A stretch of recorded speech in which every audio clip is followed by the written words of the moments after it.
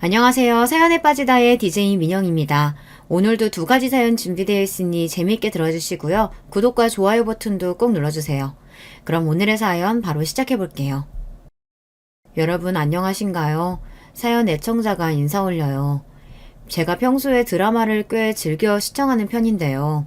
할 말 다 하고 위기에 처해도 금세 기질 발휘해서 그걸 전화위복으로 삼고 곤란한 상황일지라도 당당하게 나서서 해결해보는 그런 주인공들이 꽤 등장하던데 저는 그러한 장면들을 볼 때마다 다음 생이라는 게 있다면 저도 한번 저렇게 시원하게 톡 쏘는 사이다 같은 인물이 되어보고 싶다는 바람을 품고는 합니다. 저는 왜 저렇게 되지 못하고 평범한 대한민국 아줌마로 나이를 먹고 말았을까 싶어서 제 지난 인생이 씁쓸하게 느껴지기도 합니다. 아니, 솔직히 평범하다고 하기에는 그게 과대평가가 아닐까 싶을 만큼 제가 아둔하고 답답하게 살아온 측면도 있었죠. 이제 본격적으로 100세 시대가 열렸다고 하는데 그러면 앞으로 남은 인생이나 그렇게 톡 쏘는 사이다처럼 살아보면 되는 것 아니냐고요. 그렇게 의문을 가지시는 분들도 계시겠죠. 하지만 사람이라는 게 변하기 힘든 것 같아서요. 그게 될지 모르겠습니다. 제가 그런 인물로 거듭날 수 있을지 없을지 한번 저의 지난 인생 이야기를 들어보시고 여러분이 판단을 해주시겠어요. 풍족하고 넘치지는 않아도 커다란 부족함은 없어서 모자라지도 않게 지냈던 집이 바로 제 친정이었어요. 서로 아웅다웅 하면서 지지고 볶으며 지내던 그 시절 그때만의 감성이 있었죠. 지금은 맛볼 수 없는 그 당시만의 감성이 그리울 때도 많지만 그때로 돌아가고 싶지는 않답니다. 그럴 만한 이유가 분명히 있는데요. 왜냐하면 제 친정아버지가 보증을 잘못 써신 일이 있었기 때문입니다. 옛날에는 왜 그런 게 있었던지 모르겠어요. 진작에 없어져야 했을 게 남의 보증을 서는 것이었죠. 그때 일로 저희 집은 전 재산을 날리다 못해 빚더미에 앉게 되었습니다. 돈을 모으는 건 그렇게 어려운데 잃는 것은 쉬웠습니다. 온갖 기술력을 총동원해서 으쌰으쌰 힘들게 하늘로 날아가던 비행기가 장고장 하나에도 속절없이 바닥으로 추락해버리는 것에는 별다른 노력 따위가 필요하지 않은 것처럼 곤두박질 치는 것에는 과정이 없더라고요. 그냥 눈 한 번 깜빡하고 나면 끝이었어요. 그래서 저는 옛날에 부자가 망해도 3대가 간다고 하는 소리가 얼마나 부러웠던지 몰라요. 저희 집처럼 망해도 3대는 먹고 살 테니까요. 하지만 저희 집은 어림도 없었죠. 이제 앞으로 어쩌면 좋아. 뭘 어떻게 살아야 할지. 차라리 죽는 게 낫지 않을까? 친정엄마가 늦은 밤중에 그렇게 중얼거리며 흐느껴 우시는 모습을 제가 몰래 본 적이 있습니다. 너무 가슴이 아팠고 그와 동시에 엄마가 죽겠다고 할까봐 겁이 나기도 했던 것 같아요. 차라리 우리 식구 다 같이 죽자고 엄마가 그러실까봐 속으로 덜컥 겁이 났던 기억입니다. 굉장히 슬프고 안타까웠던 점이 하나 또 있었는데요. 아버지가 친형처럼 생각하며 지내시던 어떤 분이 계셨어요. 어렸을 때 저는 그분을 삼촌 정도로 여겼었고요. 그런데 그분이 보증을 잘못 써서 집안이 완전히 쑥대밭이 되어버렸던 그런 비극적인 일이 있었다는 것입니다. 그분의 가족들은 그때 다 흩어지고 그분도 얼마 후에 모습을 감추셔서 대관절 살았는지 죽었는지 주변 사람들이 아무도 모르고 그저 이상한 소문만이 무성하게 남았다는 것이 그 일의 결말이었고요. 그때 아버지가 얼마나 한숨을 많이 내쉬며 탄식을 하셨던지 몰라요. 당연히 엄마 또한 그분을 잘 알고 지내셨던지라 함께 걱정을 많이 하셨었고요. 아유 세상에나 뭐 그런 일이 다 있을까. 보증 서고 어쩌고 그러는 게 이렇게 무서운 거였어. 우리는 절대 그렇게 되면 안 되겠다. 돈이 이렇게나 무서운 거야. 어쩜 가족을 그렇게 박살내버릴 수가 있을지. 화목한 가정이었는데. 아유 진짜 말도 안 되는 일이야. 엄마가 안타까움에 어쩔 줄 몰라 하시며 혀를 끌끌 차셨던 건 제가 분명히 목도한 적이 있었습니다. 그러니까 저희 집은 가까이 지냈던 존재가 빚 보증 때문에 집안이 망가지고 가족들이 사라지고 인생이 곤두박질 치는 그런 비극적인 과정을 직접 목격하였던 집이었던 거예요. 그럼에도 불구하고 저희 집이 그놈의 빚 보증 문제로 망했습니다. 대관절 어떻게 그럴 수가 있었을까요? 비극적인 사건을 직접 봤으면서도 교훈을 얻지 못했던 대가, 그 값은 너무나도 컸습니다. 집안에 온통 어두운 그림자가 드리웠죠. 충격으로 쓰러져서 앓으셨던 아버지는 그럼에도 어떻게든 다시 열심히 먹고 살아보겠다는 일념 하나로 파리한 낯빛을 하신 채로 일거리를 찾아 나서셨습니다. 그러다가 어느 날 일을 하시던 도중 몸이 너무 안 좋아서 쓰러지셨고요. 일을 하시던 그 현장에서 쓰러지셨던 것이었기 때문에 주변 환경이 정리가 안 되어 있었고 그 바람에 넘어지면서 다치기까지 하셨어요. 어떻게든 상황을 이겨내보려고 발버둥을 치셨으나 결과적으로는 상황이 더 어렵게 된 셈이었죠. 절망이 마치 더 큰 절망을 불러오는 것만 같았답니다. 엄마는 낮과 밤을 가리지 않고 무작정 일을 하셨어요. 늦다고 해야 할지 이르다고 해야 할지 모를 그런 시각에는 목욕탕 청소까지 나가셨던 분입니다. 죽지 않고 이렇게 살다 보면 계속 사라지는 게 인생이겠지. 그냥 그렇게 생각하련다. 엄마가 힘없이 누워서 중얼거리시는 소리를 들을 때면 한없이 숙연해지고는 하였습니다. 저희 집이 사남매입니다. 제가 막내이고 위로 언니 둘, 오빠 하나가 있어요. 게으름 피우지 않고 미친 듯이 일을 하며 돈을 벌었던 언니들은 당연한 얘기지만 누구 하나 집에 손 벌리는 일 없이 알아서들 시집을 갔습니다. 둘 다 일찍 시집들을 갔어요. 힘들고 고단한 일상이었기 때문에 의지할 상대가 둘 다 필요했던 것일지도 모르겠습니다. 오빠가 집안의 유일한 아들로서 부모님을 모시고 살았고요. 자연스레 새언니는 시부모님을 모시고 사는 며느리가 되었습니다. 제가 그 당시에 새언니를 바라보며 생각한 점이 있었죠. 쓰러지셨던 그 후유증으로 지금 거동은커녕 말이나 한마디 똑바로 못하는 편찮으신 시아버지에 화병 걸려서 머리가 하얗게 물들고 낯빛에는 세상을 향한 불신과 분노와 염증만 남은 시어머니, 성격은 착하고 성실하지만 언제 잘릴지 알 수 없는 불안정한 직장에 다니는 남편. 이렇게 따지고 보니 새언니의 처지가 정말 안쓰럽구나. 정말 마음고생이 심하겠다. 새언니가 찢어지게 가난하지만 않았어도 가족이 다 뿔뿔이 흩어져 살았기 때문에 외로운 처지만 아니었어도 아마 작은 오빠한테 시집을 오진 않았을 거야. 괜히 그런 생각마저 드네. 제가 그때 저절로 한숨이 나왔으나 애써 새언니 앞에서는 아무런 생각도 안 하는 척 단순하게 굴었던 듯 싶네요. 그런 티를 내고 싶지 않았나 봐요. 집에 있던 돈이 다 날아가고 모든 것을 잃고 빚만 잔뜩 억울하게 떠안게 되었던 그때에 정말 꿈도 희망도 없었습니다. 그러나 집안의 막내로서 어린 마음에 부모님이 원망스러우면서도 동시에 감사했던 점은 그럼에도 가족을 포기하지 않으셨다는 점이었습니다. 저희 부모님과 가까웠던 그분은 집안이 폭삭 망한 이후로 가정이 박살났었는데 저희 집은 어쨌든 죽어도 같이 죽고 살아도 같이 산다는 일념으로 버텼던 것 같아요. 아버지가 깊은 후회와 죄책감을 가지고 계셨고 엄마가 절대 인생을 놓지 않겠다는 자세로 죽어랍시고 일을 다니시는 모습이 자식들 눈에 다 보였으니까요. 그러니까 자식들도 입 다물고 우연하게 불행을 먹어치우면서 없애고 상대해야 할 불행의 끝이 언젠가는 보일 거라는 작은 희망을 안고 살아왔던 것이었죠. 아주 고단한 며느리 노릇을 하게 된 새언니를 보며 속으로 이런저런 생각을 했던 시점으로부터 몇 년이 지났을 때 저는 인연을 만나서 결혼을 하게 되었습니다. 저보다 6살 연상의 남자였어요. 그리고 직업이 제법 괜찮았습니다. 한낱 월급쟁이 회사원이었으나 직종이 괜찮았고 그 회사가 나름 탄탄한 곳으로 알려져 있었거든요. 그 정도면 대단했죠. 왜냐하면 저는 그럭저럭 규모가 받쳐주는 공장의 사무실에서 일을 하고 있었거든요. 받는 돈은 아주 박봉이 따로 없었고요. 그러니 남편에 비해 제가 명함을 내밀 게 아니었습니다. 주변에서 하나같이 저를 향해 결혼을 잘하게 되었다며 축하를 해주었고 신기해하기까지 했습니다. 남편이 생김새도 제법 괜찮았거든요. 아주 무난했죠. 친정 식구들은 알아서 결혼을 척척 잘해내는 제가 장하고 대견하다는 말을 해주었습니다. 막내딸을 시집 보내는데 집에서 해주는 게 거의 없어 미안하다며 엄마는 눈물을 보이셨고요. 괜찮으니까 울지 마시라며 저는 엄마를 달래드렸고 모녀끼리 뭉클한 포옹을 나눴습니다. 그리고 아버지는 딱히 별 말씀을 안 하셨어요. 잘 됐구나. 그래, 잘 살아라. 단지 그런 말씀뿐이었지만 저는 개의치 않고 아버지에게 인사를 올렸습니다. 시집가서 잘 살게요, 아버지. 다시 일어나셔야죠. 건강하세요. 그게 제가 아버지한테 바라는 거예요. 아버지는 헛기침을 큼큼 하시며 고개를 돌리셨는데 저에게 미안해서 식구들 앞에서 면목이 없어서 그러신다는 걸 저는 알았습니다. 저뿐만 아니라 가족들이 다 알았죠. 그래서 다들 별말 안 했고요. 결혼하고 나서 얼마 지나지 않았을 때 곧바로 저는 이런 생각을 하게 되었어요.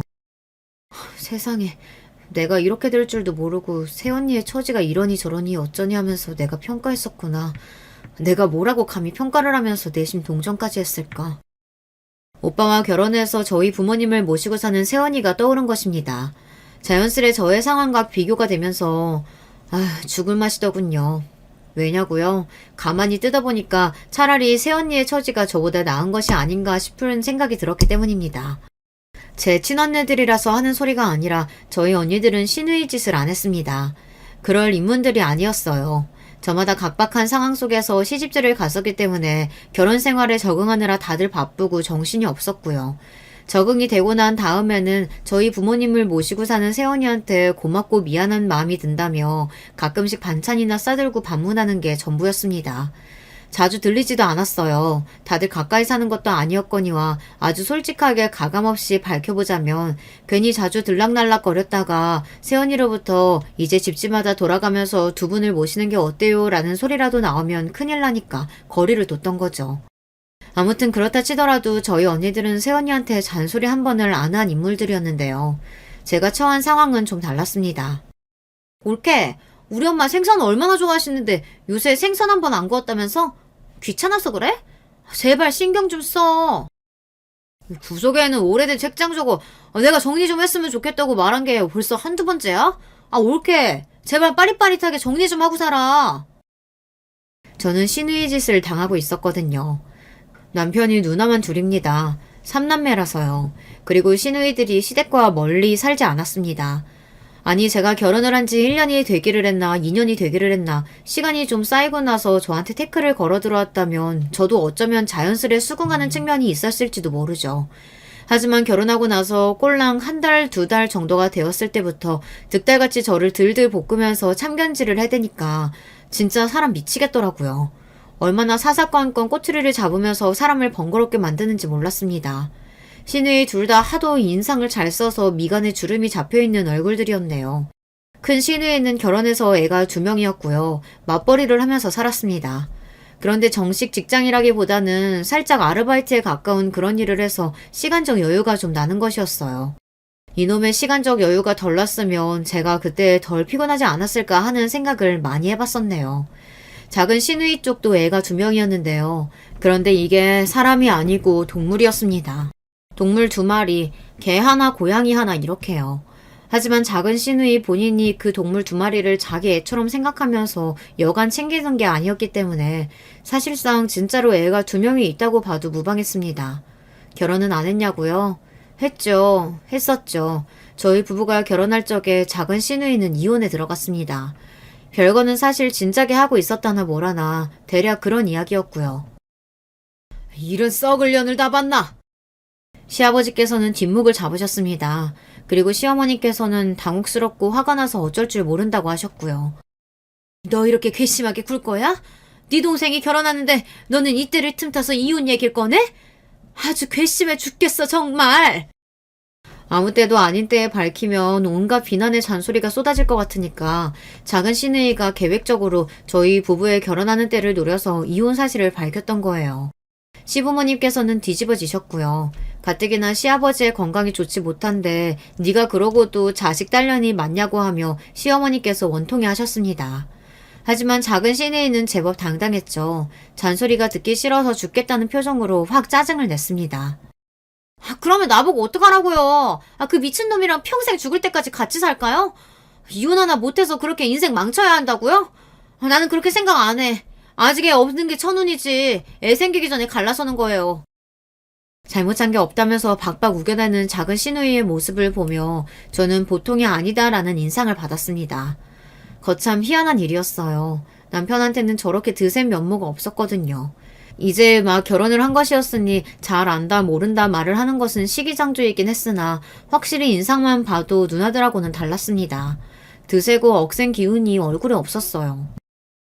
아직 애가 들어서지 않은 게 아니라 전략적으로 애를 아직 안 가졌던 게 아닐지.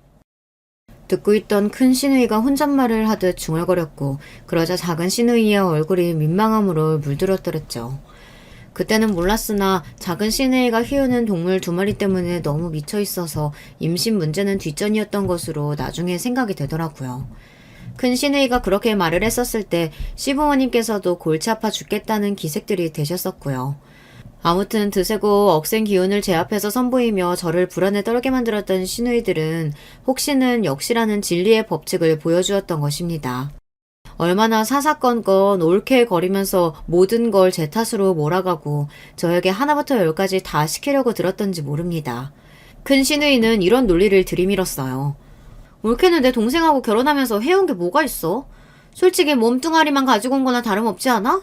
세상에 공짜가 어딨어. 값을 내면서 살아야지. 진짜 더럽고 치사하지 않나요? 제가 친정의 사정이 변변하지 않다는 점, 그리고 제 직장이 남편의 직장보다 못해서 벌이가 뒤떨어진다는 점, 이런 것들을 들어서 큰 시누이는 제가 많이 부족한 면모를 시댁을 향해 희생정신으로 채워야 한다고 주장했습니다. 조금 슬펐던 점은 그 당시에 제가 큰 시누이가 더럽고 치사하게 뱉은 말들이 따지고 보면 썩 그렇게 틀린 이야기는 아니니까 그럴싸하기는 하다고 생각하면서 주먹을 꽉 쥔 채로 반박을 못하고 수긍을 해버렸다는 거예요. 객관적으로 뒤떨어지는 제 자신을 향한 자신감이 저는 그렇게나 없었나 봐요. 친정 식구들이 얼마나 고생하면서 힘들게 버텨오고 살았는지 다 아는데 제가 시시콜콜 다 떠들면서 힘들다고 투정을 부리는 것은 상상조차 할 수가 없었습니다.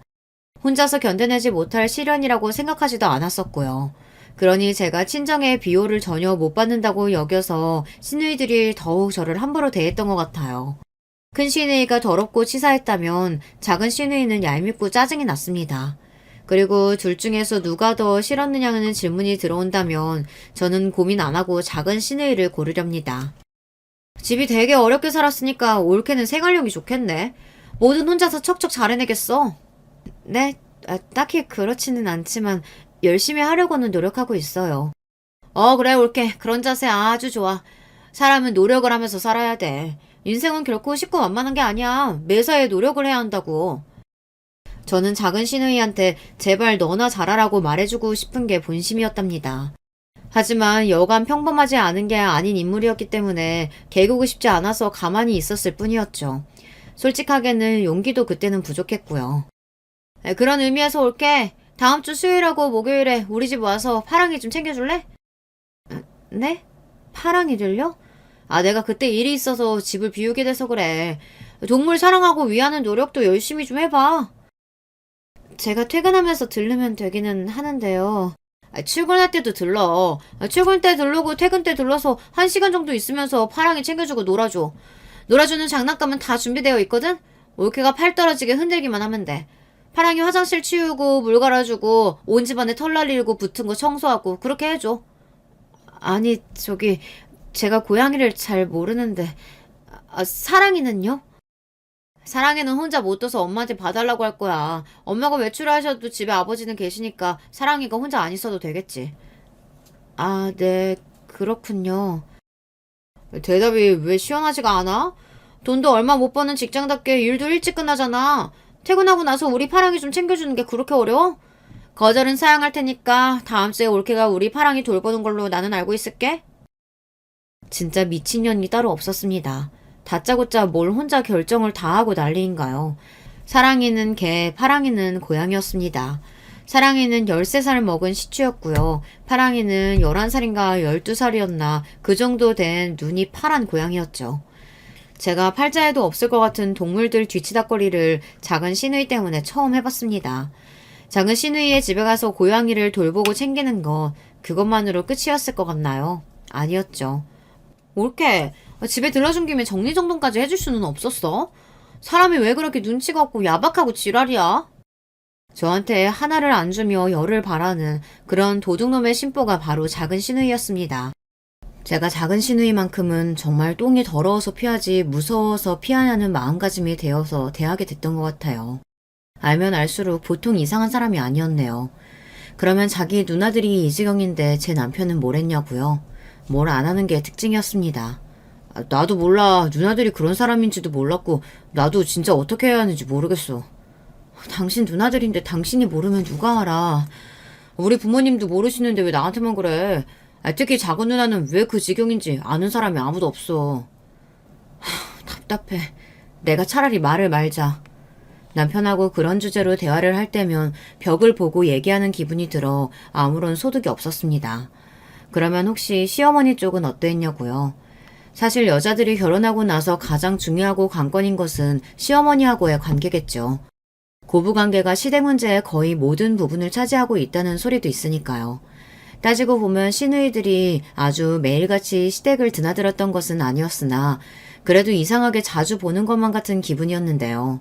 그건 아마 시어머니께서 당신 딸들과 통화를 자주 하시는 모습을 제가 봐서 그랬던 것 같습니다. 시어머니께서는 소위 시집살이라는 것을 시키는 분은 아니었어요. 뭐랄까 그냥 보통으로 구시는 분이었죠. 하지만 자꾸 시누이들에게 전화로 이러쿵 저러쿵 제 앞에서는 굳이 안 하셨던 말씀도 다 하시면서 은근히 제 흉을 보셨습니다. 불만이 있으시면 저한테 직접 말씀을 하시지 저한테는 아무 소리 안 하시면서 꼭 그렇게 시누이들한테서 전화가 걸려오면 이런저런 이야기를 하시다가 저에 관한 질문이 들어오면 별로 안 좋게 대답을 하시고는 했습니다. 제가 안 한 행동들도 제가 한 것처럼 시누이들한테 말씀을 하실 때도 있었고요. 대관절 왜 그러시는 건가 싶어서 저는 미치고 환장을 노릇이었죠. 그래서 제가 아예 시어머니께 제가 부족한 점이 있다면 그때그때 말씀을 해달라고 시누이들한테 혼인하고 책망을 듣는 거 이제 좀 그만하고 싶다고 이렇게 하소연을 드린 적도 있었네요. 그러나 시어머니께서는 모르쇠 하시며 당신은 절대 시누이들에게 제 이야기를 안 좋게 한 적이 없다고 당연히 이야기를 지어낸 적도 없다고 하셨습니다. 그럼 제가 본 것은 환상이고 들은 것은 환청이었나요? 심지어는 편찮으신 시아버지께서 모처럼 참견을 하시며 시어머니를 향해 당신이 입방정을 떨기는 한다라고 하셨지만 소용이 없었습니다. 시어머니께서는 그러자 전에 없이 발끈하시면서 증거 있냐고 따져 물으셨거든요. 상황이 이렇다 보니 저는 뭘 어찌하여도 진퇴양난이었던 거예요. 이러니까 제가 톡 쏘는 사이다 같은 사람을 보면 너무 부럽고 멋져 보여서 두 손을 꼭 마주잡고 눈빛을 빛내는 아줌마로 나이가 들어갔나 봅니다. 누구를 탓하겠나요? 똑부러지게 굴지 못하고 내지르지도 못하는 소심쟁이 답답이로 살아온 저의 잘못이겠죠. 시어머니의 그런 면모 때문에 억울하고 환장해서 팔짝 뛰고 싶었어요. 갑질을 부리고 싶어서 안달이 난 것 같은 큰 시누이 때문에 골치가 아팠습니다. 그리고 작은 시누이는 성격이 이상하면서 개 고양이 타령을 맨날 해대는 통에 저를 미치게 만들었어요. 본인 말로는 자기가 되게 깔끔 떠는 성격이라고 하는데 옷에 맨날 고양이 털이 붙어 있었습니다. 고양이 털이 덕지덕지 붙은지도 모르고 그렇게 지내는 모습이었어요. 그러면서 되게 웃겼던 점은 저한테 자기 집 청소를 맡기면서 고양이 털 한 올 보이지 않게 해달라고 그렇게나 닥달을 해댔다는 점입니다. 애초에 제가 왜 작은 시누이가 집을 비울 때마다 고양이를 봐줘야 했던 건지 그것부터는 사실 이해가 안 되는 대목이었죠. 자꾸 개를 데리고 다녀서 시부모님도 질색하셨고요. 우리 사랑이가 분리불안증이 있어서 혼자서는 절대 못 있어요. 사람하고 둬야 한단 말이에요. 작은 시누이가 짜증을 내는 앞에서 시어머니께서는 다 포기했다는 표정을 짓고 계셨고요. 제가 보기에 분리불안증이 있는 건 개가 아니라 작은 시누이 본인 같았습니다. 개를 사람인 것처럼 생각하고 위하면서 온갖 옷을 사다가 입히는 꼬라지도 정말 보기 힘들었죠. 작은 시누이 때문에 저는 개 고양이만 보면 스트레스가 밀려와서 가슴이 막 뻐근해지는 사람이 되고 말았어요. 설마 그러면 제가 억울하고 환장하는 생활을 계속하면서 시누이들에게 시달려왔냐고요. 그랬을까봐 경악하시는 분들이 계시다면 안심을 시켜드리고 싶네요. 그러지는 않았답니다. 다행이죠. 제가 단호한 태도를 보이게 돼서 시누이들이 잔소리를 끄는 건 아니었네요. 시누이들이 개가천선을 한 것도 아니었고요. 시어머니께서 이상하게 입을 나불대시는 걸 그만둔 것도 아니었답니다. 그렇다면 대관절 제가 어떻게 그런 생활에서 벗어났느냐고요. 간단한 해결책이었어요. 바로 이사를 갔거든요. 편찮으셨던 시아버지께서 돌아가시고 나서 분위기가 어수선해진 틈을 타서 그때 이사를 가버렸습니다. 처음에 제가 이사 이야기를 꺼냈을 때 남편의 반응은 미적지근했습니다. 출퇴근 동선이 이사 가면 훨씬 더 낫다는 걸 계산하고 나서 반응이 바뀌었더군요. 이사를 하게 되면 회사에서 거리는 약간 더 멀어졌으나 출퇴근하는 길이 더 좋아져서 결과적으로 시간은 단축됐기 때문입니다. 그 계산을 마치고 남편이 이사에 적극 동의를 했었습니다. 시댁하고 워낙 가까이 살다 보니까 제가 너무 스트레스를 받아서 화병 걸리기 직전이었다는 점도 남편이 제 눈치를 보게 만들어서 이사라는 결론으로 이끌어졌고요. 저희 부부가 결혼할 때 이혼을 발표했던 작은 시누이의 만행에서 좋은 힌트를 얻었기에 그 덕분에 별탈 없이 이사를 할 수 있었어요. 시아버지께서 돌아가시고 나서 아직 어수선하고 뭔가 뒤숭숭하던 시기, 그때에 이사를 해버리니까 다들 묻고 따질 겨를이 없었던 것이죠.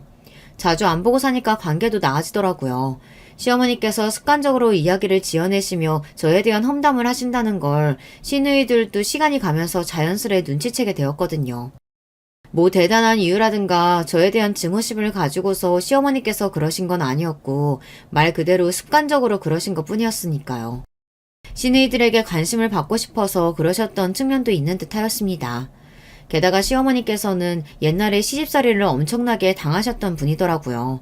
나이가 드시고 나서 뒤늦게 지난 과거에 대한 무력감이라든지 우울한 것들이 밀려들었을지도 모르는 노릇이었죠. 그런데 아무튼 시어머니께서 별다른 일이 없어도 공연히 별별 이야기를 다 떠드신다는 걸 시누이들이 알게 되었기 때문에 저를 향해서 되게 머쓱해하고 민망해하는 그런 느낌을 좀 받았습니다. 올케가 마음고생이 그동안 좀 들었겠네. 큰 시누이는 멋져가면서도 그 한마디를 날려줬는데 작은 시누이는 기색으로만 잠시 민망했었을 뿐 아무 소리도 안 했습니다. 싸가지가 바가지였죠. 애초에 기대도 안 했기 때문에 실망도 안 했네요. 시댁에서 거리가 떨어진 방향으로 이사를 가고 나니까 그 전보다 확실히 친정 식구들과 교류를 많이 하게 됐습니다. 자연스레 그렇게 되더라고요. 그걸 두고 남편은 서운하다고 했었죠. 이제 시댁 말고 친정만 챙기는 여자가 된 것 같아 그게 좀 보기 안 좋다나 뭐라나. 미친놈인 줄 알았습니다. 그런 개소리를 상대할 가치도 없는 것 같아 무시해 주었고요. 아버지는 이제 회복을 많이 하신 상태였어요. 제가 결혼하고 나서 얼마 안 되었을 때까지만 해도 지팡이에 의지해서 천천히 걸으시는 게 전부였는데 이제는 제법 속도를 내서 걸으셨으며 장시간이 아니라면 지팡이가 없어도 외출하고는 하셨습니다. 저는 세원이한테 가장 먼저 고맙더라고요. 고생 많으셨죠? 제가 결혼하고 나서 시댁 겪어보니 그러고 나니까 세원이의 고충을 잘 알겠더라고요. 말로 표현하는 게 가장 나을 것 같아서 나를 잡고 세원이한테 고마움과 미안함을 꺼낸 적이 있었네요. 그랬더니 세원이가 눈물을 글썽이는 게 아니겠어요. 이야기만 들어도 감동이라고 하면서 제가 그렇게 생각해 준 것 자체가 세원이의 입장에서는 되게 고맙고 힘이 난다고 하였습니다. 그 모습에 저도 눈물이 나더라고요. 그것을 계기로 저희가 좀 친해졌죠. 시간을 내서 같이 커피도 마시고 이런저런 대화도 종종 나누게 되었어요. 그러다 보니까 자연스레 시댁의 이야기도 세언니한테 꺼냈었고요. 들을 때마다 경악한 표정으로 고개를 젓던 세언니는 제 시누이들의 대목에서 한숨을 내쉬었습니다. 이사하길 정말 잘했네요. 그거 아주 이상한 사람들인데요. 특히 언니 말고 동생 쪽 말이에요. 듣고 보니까 정상이 아닌 것 같은데 그런 사람이 한번 눈 돌아가면 무슨 일을 벌일지 몰라요. 그러니까 조심하세요. 새언니는 제 작은 시누이가 미친 사람 같으니 매사에 조심하는 게 좋을 것 같다고 말을 하였습니다. 온갖 기행을 작은 시누이로부터 접해왔던 저였기에 고개가 절로 끄덕여졌죠. 하지만 그렇게 심각하게 걱정할 일은 전혀 없다고 여겼어요. 설마 하니 그렇게나 조심해야 할 필요가 있을까 싶었던 건데요. 놀랍게도 설마가 사람을 잡더라고요. 때는 시아버지의 제사를 앞둔 시기였습니다. 사랑이가 죽었다는 소식이 들려왔어요. 작은 시누이가 키우는 시추, 그게 말입니다. 듣고 나서 아 그렇구나 하고 말았는데 그게 되게 큰일이었나 봐요. 남편의 표정이 일단 너무 어두웠고요. 시어머니께서는 전화로 저에게 한참을 하소연하셨습니다. 아휴 그 미친년이 날뛸까봐 나는 그게 걱정이구나. 너라서 내가 몰래 하는 소리지만 그 개누시키 아주 잘 죽었다. 잘 죽었어. 아 그래요? 그러시구나. 저는 어머님이 사랑이를 예뻐하시는 줄만 알았어요.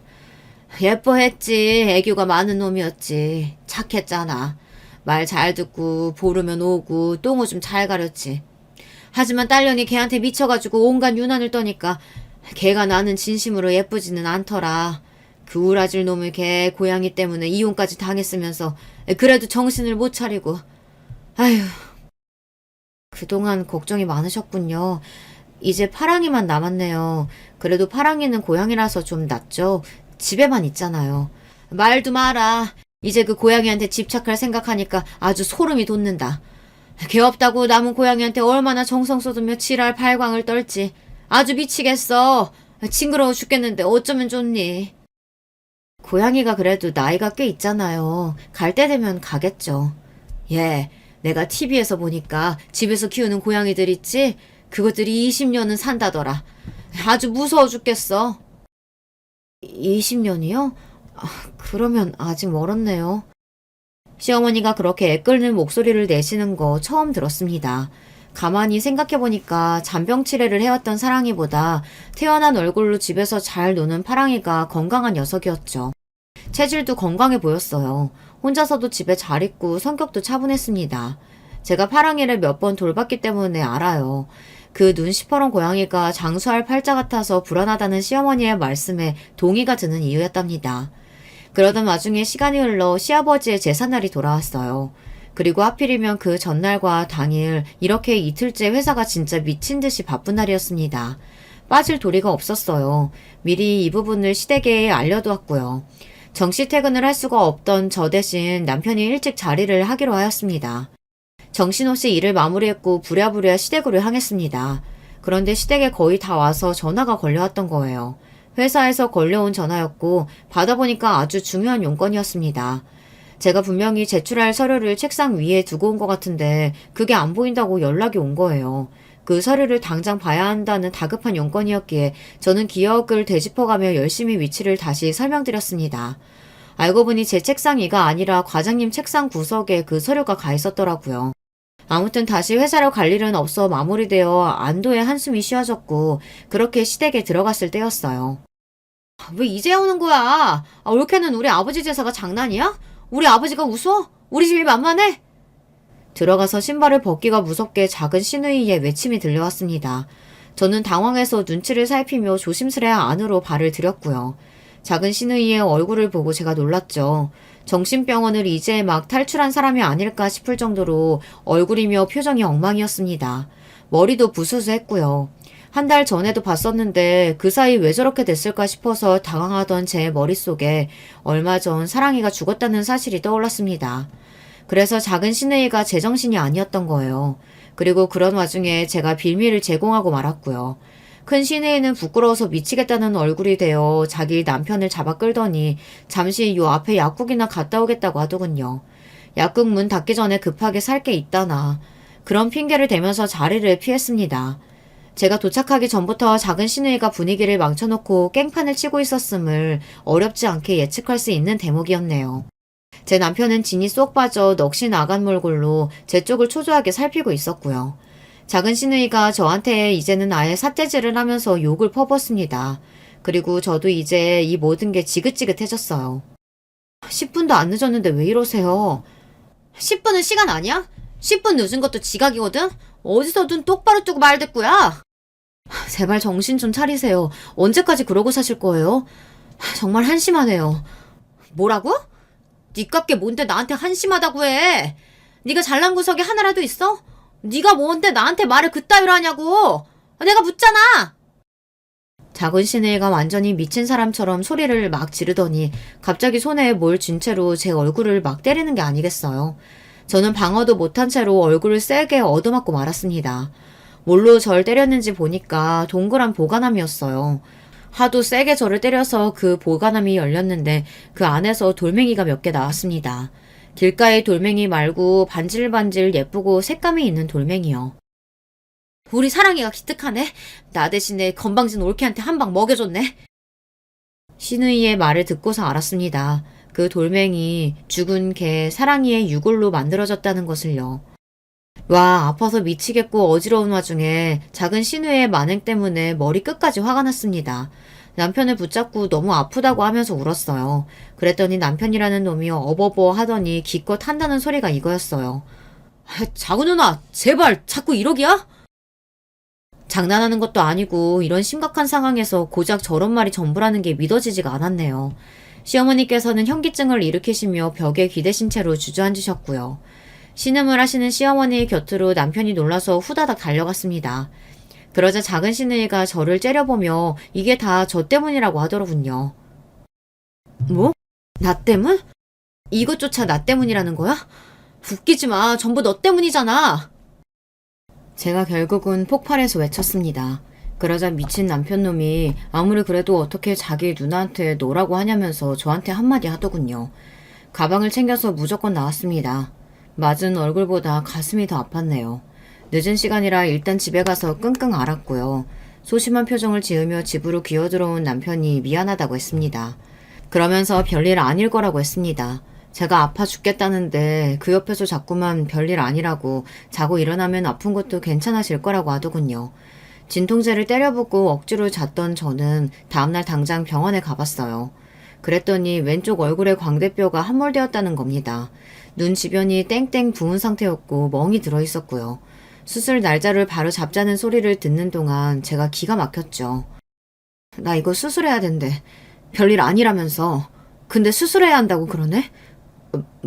정말? 어떡하기는. 미친 네 누나한테 가서 보상해달라고 해. 그리고 진심으로 나한테 무릎 꿇고 사과하라고 해. 미안하지만 작은 누나가 반성할 사람이 아니야. 보상은 어떻게든 돈으로 받아내 보겠는데 뉘우칠 사람이 아니라서 차라리 그냥 내가 당신한테 돈을 줄게. 남편의 소극적인 태도에 돌아버릴 뻔했습니다. 시어머니 또한 발만 동동 구르시면서 어쩌면 좋으니 어떡하면 좋겠니 이런 소리만 하셨어요. 아무도 해결을 위해 나서지 않았고 작은 시누이를 나무랄 생각조차 못했습니다. 너무 서럽더라고요. 제가 수술을 하게 됐다고 하니 친정은 뒤집어졌어요. 자세하게 전부 이야기는 안 했고요. 작은 시누이가 잘못해서 어쩌다 실수로 저를 쳤는데 이렇게 되었다고. 사과할 생각은 없어 보이더라. 이런 식으로만 이야기했습니다. 이것 이상의 걱정을 끼치고 싶지는 않았어요. 그런데 아버지가 저를 찾아오신 겁니다.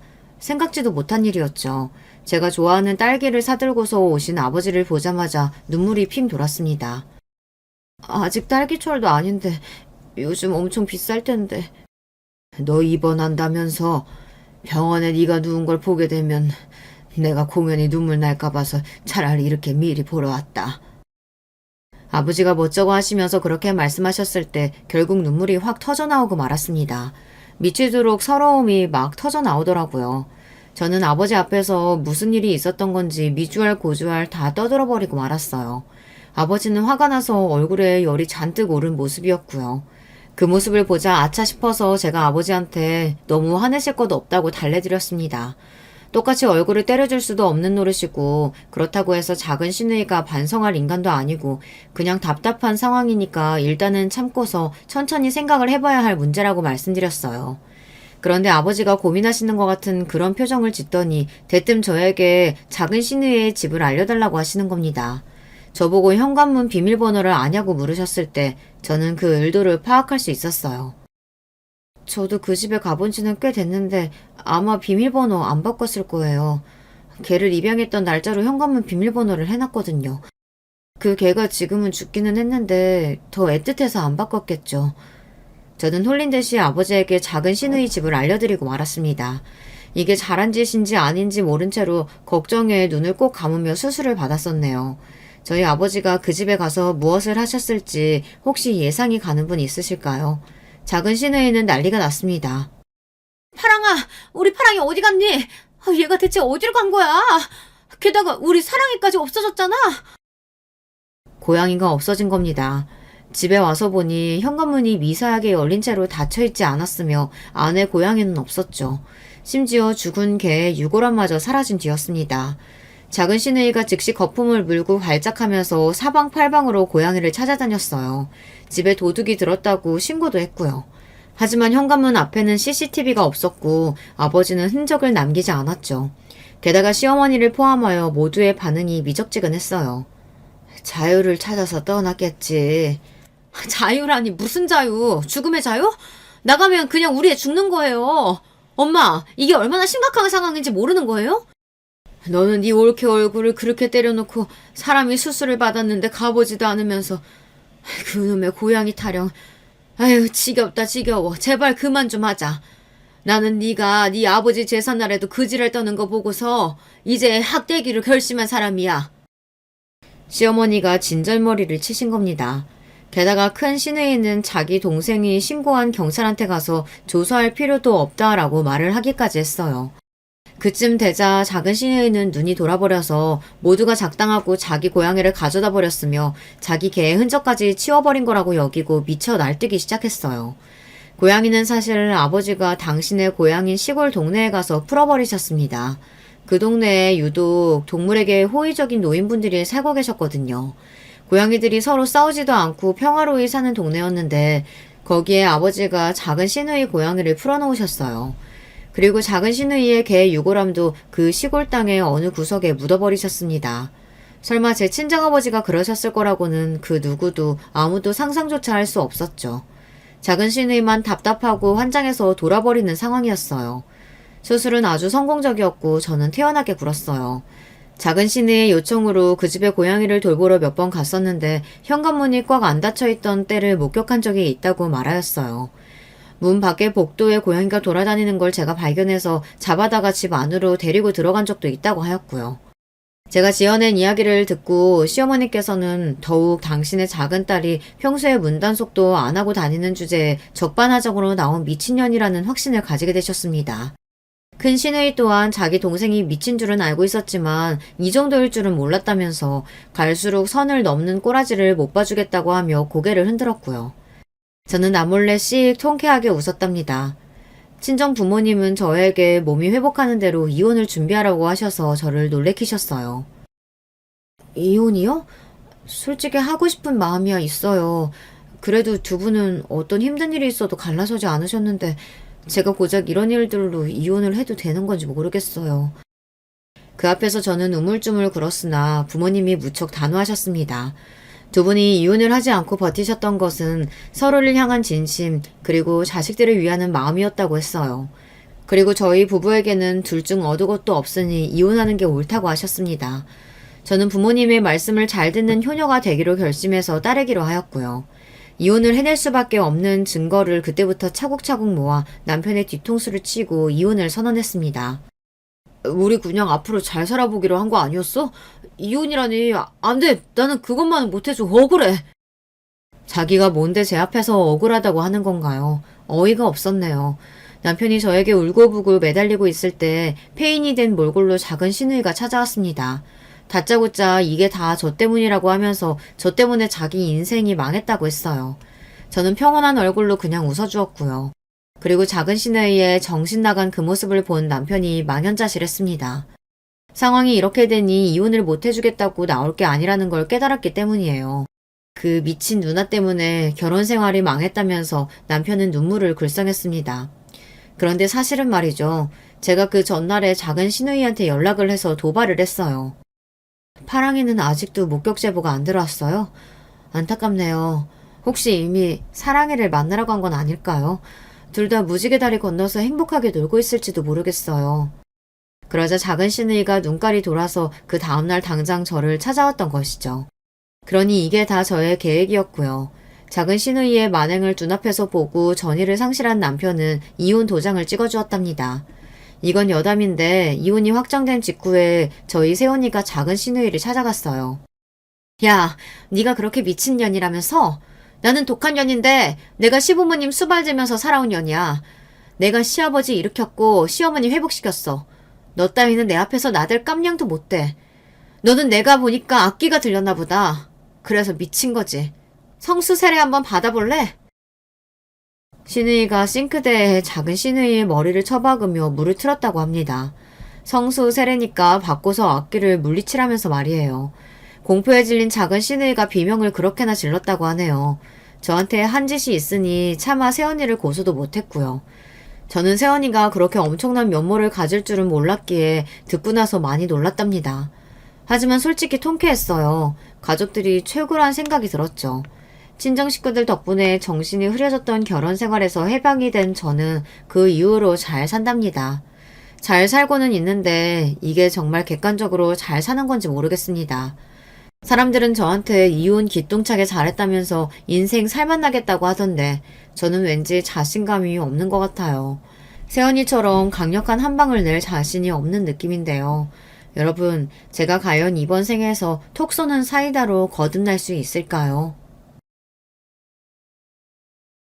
안녕하세요. 저에게 있었던 일을 사연으로 나눠보고자 하는 여성 독자예요. 사람은 뭐든지 직접 겪어봐야 깨닫는 동물이라고 하잖아요. 저 같은 경우에는 어른들 말씀 틀린 것 없다는 옛말을 가벼이 여겼다가 직접 호되게 당하고 나서 그게 진짜 맞다는 것을 깨달은 사람이랍니다.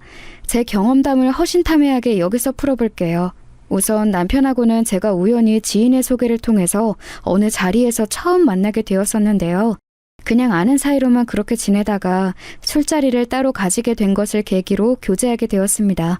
연애 기간은 1년 반이었고요. 결혼을 결심하였지요. 이때 저는 친정 부모님의 반대에 직면하게 되어서 내심 놀랐더랬어요.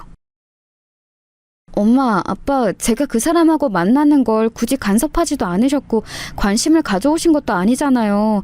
그런데 이제 와서 결혼은 좀 아닌 것 같다라고 하시면 저는 어떡하라고요? 너무 당황스럽네요. 두 분이 당연히 허락하실 줄 알고 저는 이미 그 사람하고 결혼에 대한 이런저런 상의를 다 맞춰놓은 상태예요. 네 아빠하고 나하고 괜히 이러는 줄 아니? 관상도 썩 마음에 들지 않는데 말할 때 그 폼이라든지 여러 가지 가치관 같은 게 한마디로 영 아니오시다 알아서 너한테 이러는 거야. 결혼은 좀 더 신중해도 괜찮아. 굳이 상대 집안에 민망해질까 봐 결혼하자는 말 번복하지 못하는 게 바보 같은 거지. 너 그 남자하고 어줍지 않은 데이트만 그동안 출장했다면서? 그런데 그 남자에 대해 네가 뭘 알겠어? 그 집안에 대해서는 뭘 알겠고? 지금 결혼한다는 건 네가 치기 어린 선택을 내리는 거야. 답답해. 대체 두 분이 뭘 하신다고 이러시는 거예요? 그냥 그 사람이 사윗감으로 마음에 안 차시는 거면 그렇다고 솔직하게 말씀을 하세요. 고상하게 굳이 돌려서 말씀하시면서 거절하시지 말고요. 제가 그때 듣다가 울컥해서 감정적으로 말씀을 드리고 말았어요. 그건 어쩌면 저 혼자만 아는 사실이지만 그동안 살면서 친정 부모님께 쌓아온 원망이었을지도 모릅니다. 왜냐하면 제 친정 집안이 한때는 정말 찢어지게 가난해서 이러다가 굶어 죽을 수도 있다는 공포에도 시달려 봤었으나 그 시절을 딛고 일어나서 경제적으로 풍족하게 된 성공사의 주인공이거든요. 너무나도 지독하게 힘든 시절을 보내신 탓인지 친정 부모님께서는 돈에 관해서 무척 강박적이셨고 구두쇠의 기질이 강하셨습니다. 생각이 자유롭고 언제나 즉흥적이었던 저와는 두 분께서 필연적으로 마찰을 빚으실 수밖에 없었던 것이죠. 저는 남편하고 결혼을 마음먹으면서 속으로 이런 생각을 했었어요. 나 혼자 알아서 현명한 결정 내릴 거고 나 혼자 정말 알아서 잘 살아볼 거야. 부모님 보란 듯이 그렇게 해볼 거야. 이렇게 생각했던 게 지금 돌아보자면 말도 안 되는 객기였던 것 같습니다. 하지만 당시에는 진심이었다는 게 문제죠. 제가 자꾸만 강하게 나가자 친정 부모님께서는 굉장히 생각에 잠기신 얼굴이 되더니 서로를 마주보시면서 한숨을 내쉬셨어요. 이윽고 친정아빠께서 저에게 이런 말씀을 남기셨습니다. 네가 우리 집 막내이지만 네 언니 오빠보다 고집은 옛날보다 황소고집이었지. 너는 한다면 하는 녀석이니까 지금 우리가 이 결혼은 별로인 것 같다고 의견을 내봤자 네 기분만 상하게 하는 것이고 너는 어떻게든 이 결혼을 하려고 들 것 같구나. 쉽게 마음을 돌이킬 것 같았으면 애초에 너는 결혼하겠다고 결심하지도 않았을 테니까. 그런데 미윤아, 그럼 이것 하나만 정확하게 우리 앞에서 약속을 해라. 너 아직 그 남자하고 서로 집안 얘기도 깊게 나눠본 적이 없다면서? 그렇다면 우리 집안 사정도 그쪽에서는 모르겠지. 네, 저희는 그런 얘기 별로 나눈 적이 없어요. 서로만 보고 재미있게 정말 즐겁게 연애를 해온 거라서요. 이것저것 조건 따지는 사이 아니에요. 그 사람은 제가 자기보다 못하게 서럽게 사는 줄로 대충 추측하고 있을 거예요. 네가 아주 결혼에 자신만만하구나. 조건 없는 진짜 백의 사랑이라고 여기는 중인가 본데 정말 그러한지 네가 결혼하고 나서 한번 직접 확인해봐라. 결혼하고 나서도 절대 우리 집안 이야기를 그쪽에다가 굳이 할 필요가 없다는 소리야. 그런 배경 없이도 정말 사랑과 신뢰로 부부가 되어 잘 사는지 못 사는지 네가 체험을 해보고 우리도 한번 두고 보고 어디 그렇게 해보자꾸나. 좋아요. 무슨 말씀을 하시는 건지 알아들었어요. 그렇게 할게요. 어차피 두 분은 저 결혼할 때 크게 보태주실 생각도 없으시잖아요. 언니하고 오빠 결혼할 때도 그랬으니까요. 그러니까 아빠 말씀대로 따라 볼게요. 저희 집 이야기를 굳이 떠벌리지 않고 공개하지 않고 그렇게 한번 살아보겠습니다. 그렇게 해서 잘 살면 그때는 진짜로 저희 두 사람을 인정해 주시겠다는 거죠? 네가 그 남자의 됨됨이, 인성, 그리고 네 시댁이 될 그 집안 사람들까지 싹 다 겪어보고 나서도 평생을 함께해도 좋다는 확신을 가지고 있다면 물론 당연히 인정해줘야지. 그때 가서는 우리가 알아서 잘 챙겨줄 테니 이 부분은 걱정하지 않아도 된다. 친정아빠의 제안을 저는 망설이지 않고 받아들였습니다. 가진 것에 비해 늘 검소하고 겸손하게 사시는 친정 부모님께서는 제 언니와 오빠가 결혼할 때도 별로 보태주지 않으셨어요. 마음에 들어하시는 사위와 며느리에게도 그리하셨었으니 제 경우에는 더욱 야박하게 나오시더라도 제가 불만이 있을 수가 없었죠. 남편이 워낙 자기 집안에 대해 잘났다며 떠들어댄 바 있었으니 결혼하면서 시댁의 도움을 받으면 되겠다고 생각해서 저는 걱정을 별로 하지 않았었어요. 우리 아버지 거의 대기업이나 다름없는 곳에서 임원으로 계시다가 이제 막 정년 퇴임하셨고, 우리 엄마는 다리가 안 좋으셔서 건강 문제 때문에 일찍 교편을 놓으실 수밖에 없었지만 안 그러셨다면 참된 교사로 이름을 날리셨을 뿐이지 돈 관리도 착실하게 잘해오셨어. 그런 말을 귀에 딱지 않도록 들었었고, 결혼할 때 너는 걱정할 거 없다는 말 역시도 저는 자주 들은 바 있었습니다. 그런데 막상 결혼이 진행되자 상황은 상상했던 것과는 달랐어요. 지원을 시댁에서 안 해주시더라고요. 신혼부부라는 점을 내세워서 은행 대출을 받아 전셋집을 구해 들어간 것, 여기에는 시댁의 도움이 일절 없었습니다. 맡겨놓은 것도 아니니까 도움을 안 주신다고 해도 딱히 내가 할 말은 없지. 그런데 내 남편 된 남자가 자꾸 자기 집이 잘났다면서 계속 나불거리는 거, 이건 진짜 문제 같은데. 저는 그렇게 생각했었으나 결혼하자마자 괜히 남편하고 마찰 빚기 싫어서 티는 안 냈어요. 친정 부모님께 큰 소리를 치고 한 결혼이었기 때문에 절대 망치고 싶지 않다는 생각이 있기도 했고요. 시부모님께서는 생각 외로 돈을 많이 못 모아두신 것 같아서 저를 곧 의아하게 만드셨습니다. 알고 보니까 부동산 투자를 완전히 잘못하셔서 큰 손해를 한번 보신 적이 있으셨더라고요. 어쩐지 뭔가 의아하다 싶었네요. 내가 당신 비난하려는 의도는 절대 아니고 그냥 궁금해서 물어보는 건데, 아버님 어머니께 재산이 별로 없는데 왜 집이 잘 사는 것처럼 당신은 나한테 말을 해왔던 거야? 지금 내가 당신한테 거짓말을 했다고 생각하는 거야? 빚 없으면 부자라는 말도 몰라? 우리 집이 그 큰 손해를 봤었음에도 불구하고 집에 빚이 없어. 이것이야말로 우리 집이 잘 산다는 걸 나타내주는 대목이라고 생각해. 그거 아세요? 상대로부터 무슨 말을 들었는데 똑똑히 다 들어놓고도 대체 뭐 하는 소리인지 이해가 안 되는 현상이에요. 그런 현상이 세상에는 존재하더라고요. 결혼 후에 남편을 마주하면서 제가 그런 현상에 자주 빠져들었어요. 무슨 말인지 알기는 알겠는데 동시에 무슨 말인지 영원히 모를 것 같은 그런 말들은 남편은 하는 사람이었습니다. 그것이 바로 뜬구름 잡기라는 걸 깨닫기 전에는 애석하게도 몇 달이 걸렸네요. 누가 남매 아니랄까봐 제 시누이도 약간 뜬구름 잘 잡는 사람이었어요. 남편의 누나인데 허영심이 좀 있었습니다. 남들하고 비교를 엄청 해댔고요. 하루 종일 휴대폰으로 남들이 지금 이 시간에 뭘 어떻게 멋있게 살고 있는지를 확인하느라 정신이 없었습니다. 패션에도 민감했고 멋부리는 걸 좋아했어요.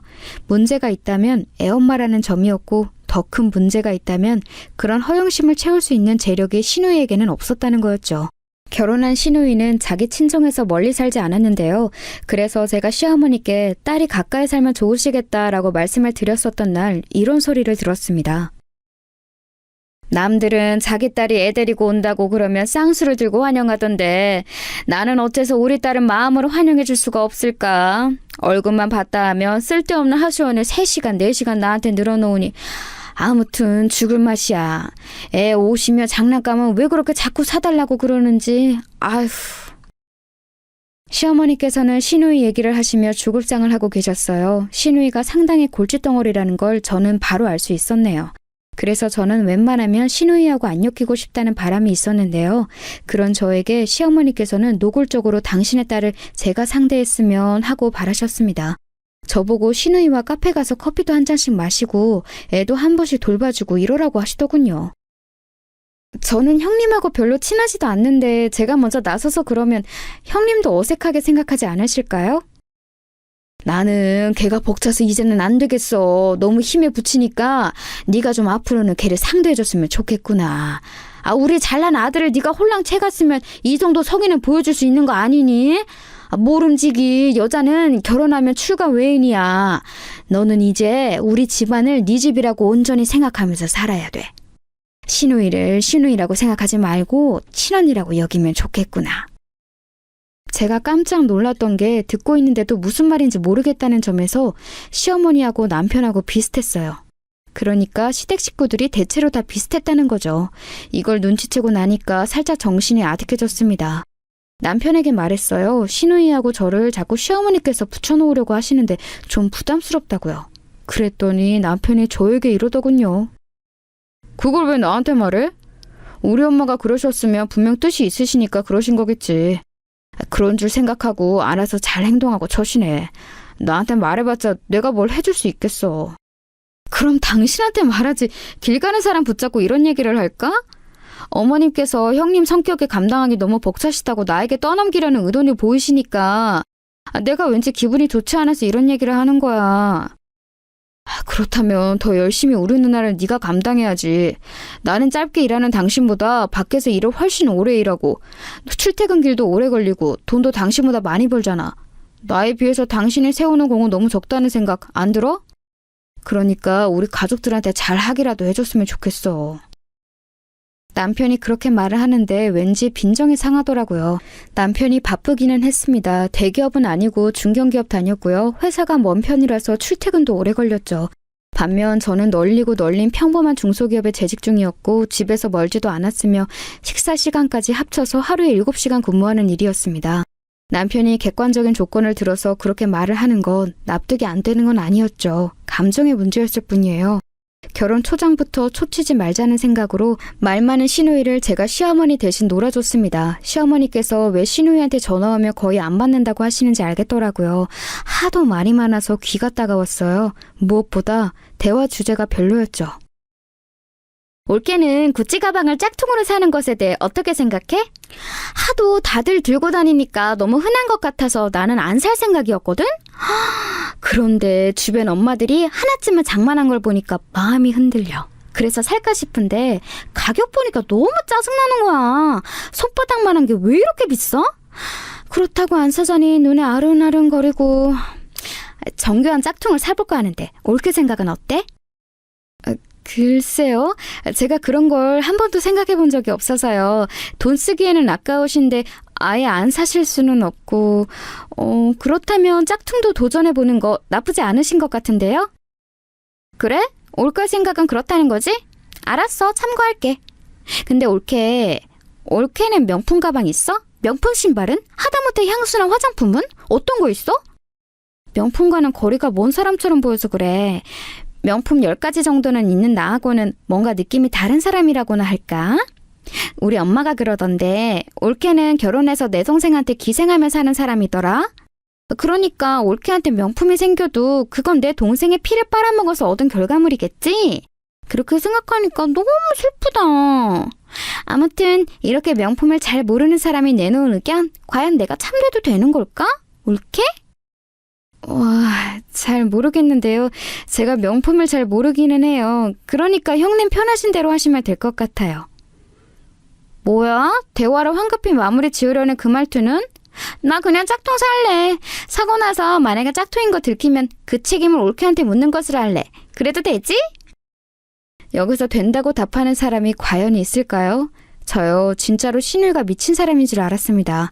정신과 약을 먹고 있거나 먹어야 하는 사람 둘 중 하나라고 생각했네요. 심해부가 자영업하느라고 바쁘신 분으로 알고 있었고 그래서인지 당신의 아내에 대해 별 생각을 못 하시는 것 같고 다른 시댁 식구들은 아무도 시누이의 정신 상태를 심각한 것이라고 인지하지 않고 있고 저만 미칠 노릇이었습니다. 한 번 받아주니까 시누이는 자꾸만 저에게 각종 상담과 하소연을 반복하게 됐어요. 정신이 나갈 것 같아서 참다가 시누이의 연락을 무시했는데요. 그랬더니 시어머니께서 득달같이 연락을 하시더군요.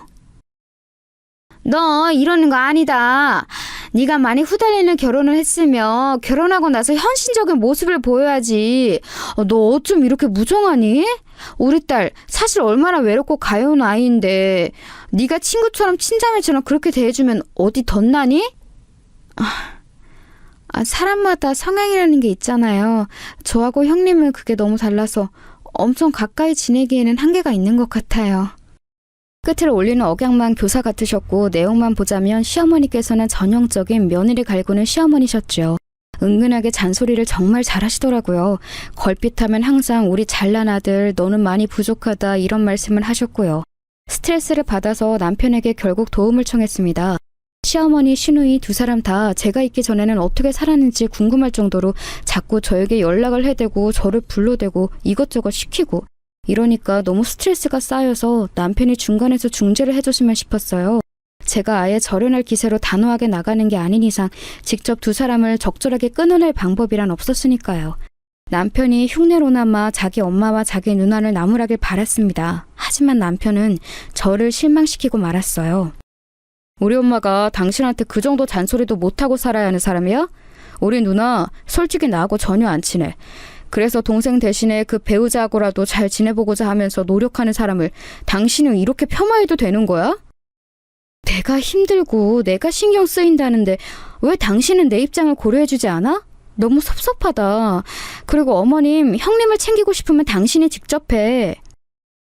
나는 당신보다 더 많이 보니까 당신에게 요구할 수 있는 권리가 있다고 생각해.